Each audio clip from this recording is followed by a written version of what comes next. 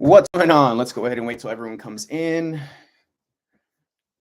Cool. I'm going to go ahead and get the chat started first real quick.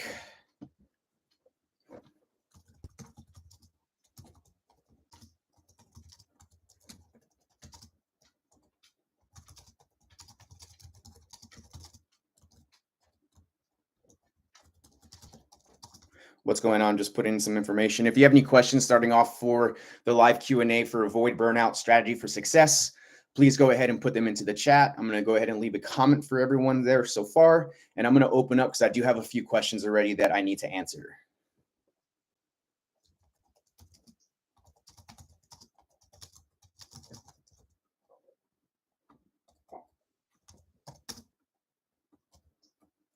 Boom. All right. Get my book out real quick.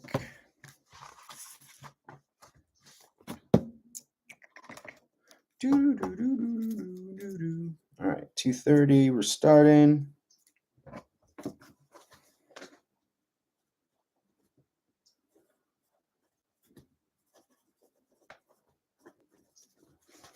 All right, so first thing first, we're going to go ahead, open the floor to some conversation. If anybody wants to ask any questions, that'd be awesome.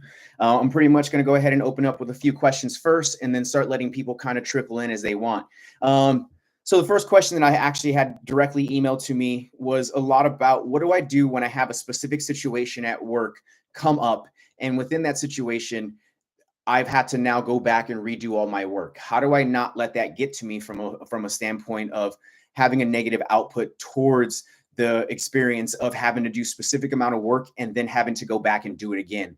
It's actually a really good question and something that I've had to do myself and relearn how to reframe it because of the fact that it does lead you into a negative headspace. So what happens when you go ahead and see yourself start falling into that negative headspace, that's actually a point where we need to go ahead and stop that cognitive distortion and reframe how we actually look at, what the situation is. And I've actually read this book. It's called The Growth Mindset. And I read it back in 2014 or 15. And it actually had some really good examples in it that talked a lot about, the idea behind what it means to have control of a situation and what it means not to have a control of a situation, and how do we apply a growth mindset to it, and how do we go ahead and avoid the non-growth mindset. And I'm gonna go ahead and break those two into two different, I would say, examples. And the not growth mindset and the way they use it in the book was, let's go ahead and say that you have a school test that you have to take, and you didn't study for it at all. You believe that you're going to go ahead and get yourself into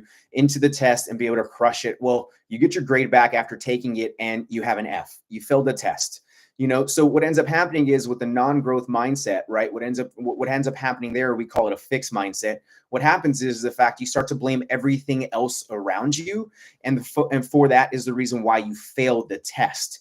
Now, a growth mindset could be completely the opposite of that, where you're not pretty much blaming everyone else. What you're doing is you're actually looking at, how can I get myself to be better the next time? How can I go ahead and make sure the situation doesn't lead me to the fact of failing, my test? So the idea would be, in the growth mindset, strategies and practices would be, well, okay, cool. Maybe I should have, or I need to allot more time to studying the information, even if I feel like I've retained the information when it was being taught to me.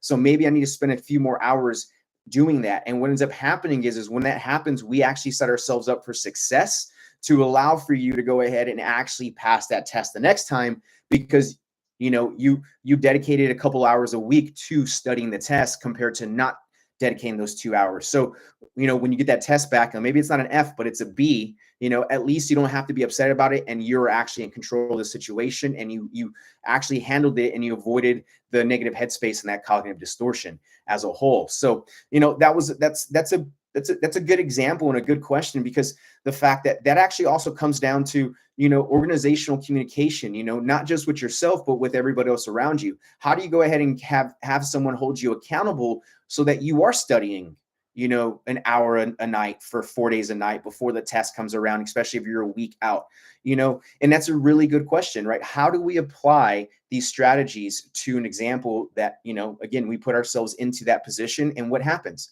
We end up seeing that we're not going to burn out as fast, right? Meaning that we're not letting some of the negative experiences that we experience within our job field or within our life create a negative outcome. And we actually have the ability to recognize that cognitive distortion. And from there, we can go and set ourselves up for success and actually implement more strategies from a growth mindset standpoint, meaning that, again, instead of getting an F on the test because I decided not to study and I decided to go out and hang out with my friends, that doesn't move me forward.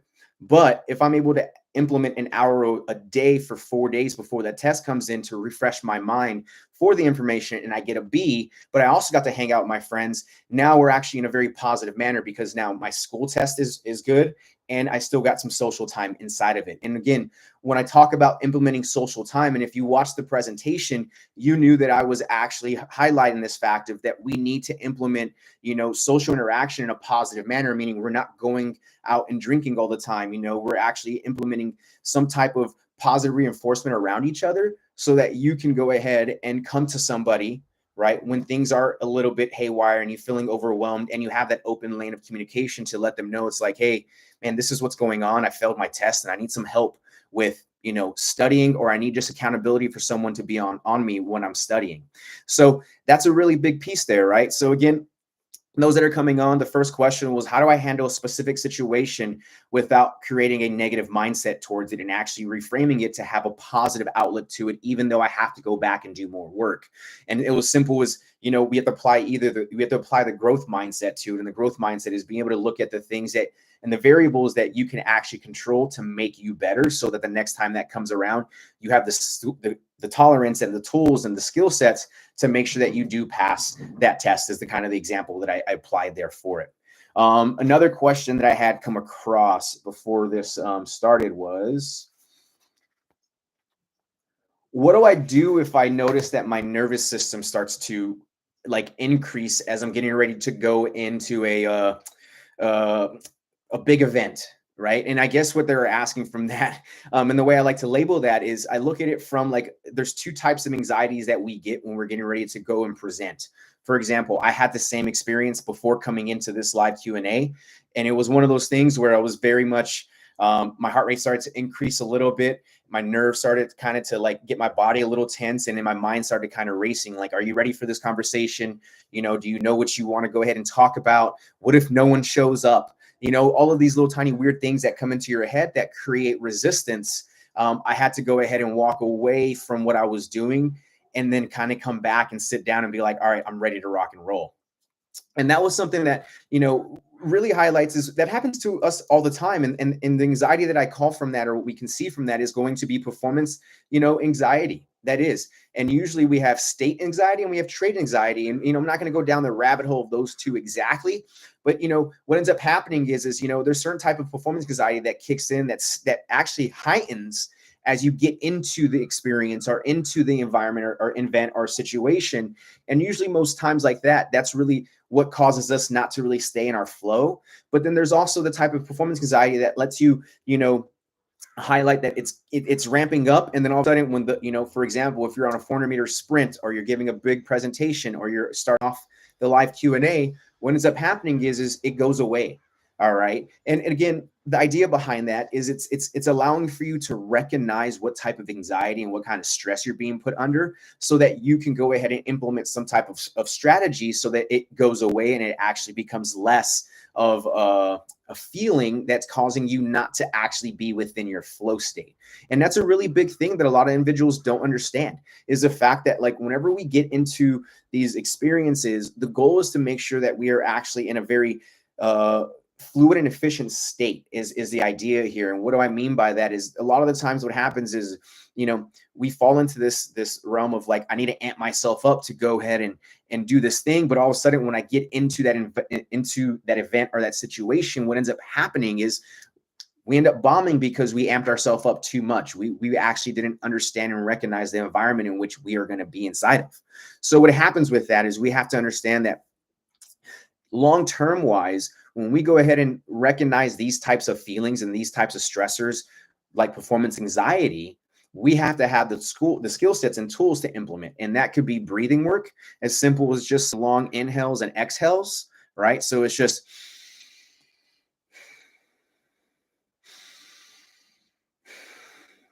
as well as understanding that you can also upregulate it. And if you watch the presentation that I did on YouTube that I shared, and you guys can jump onto afterwards, you realize that honestly that you can go ahead and change your state depending on the experience and depending on the environment.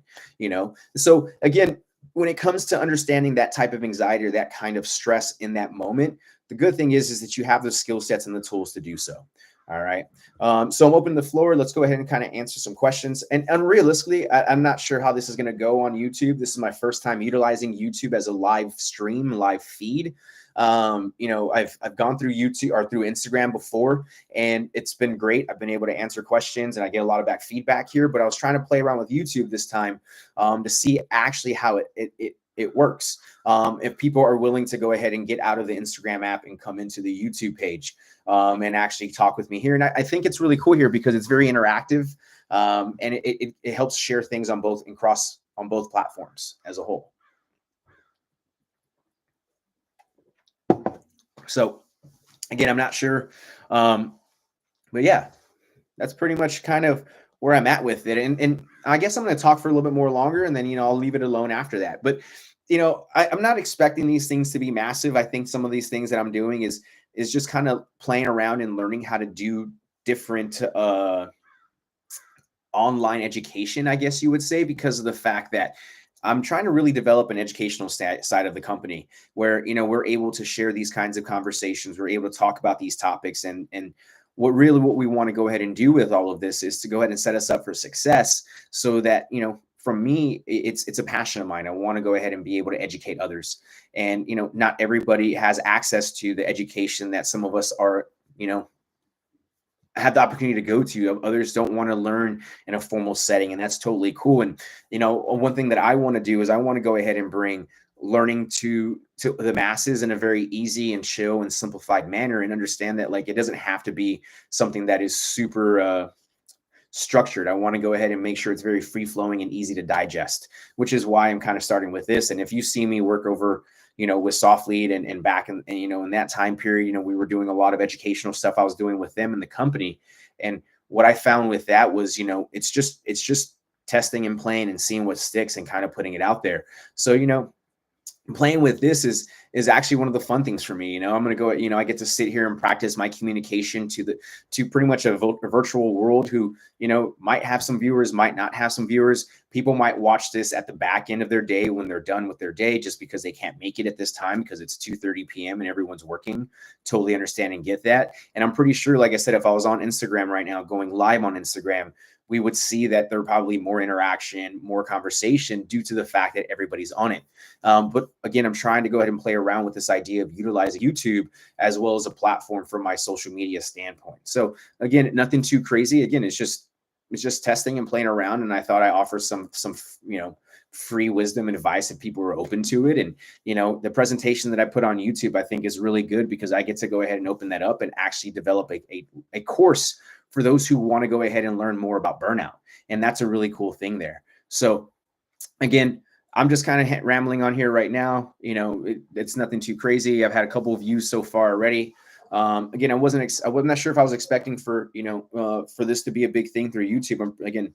I'm just playing around and testing. We can go ahead and see here.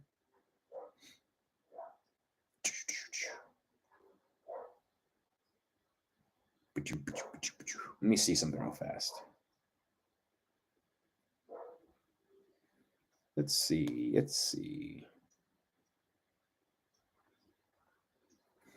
what happens when you click it. Does it take you directly to it? It sure does. Yeah.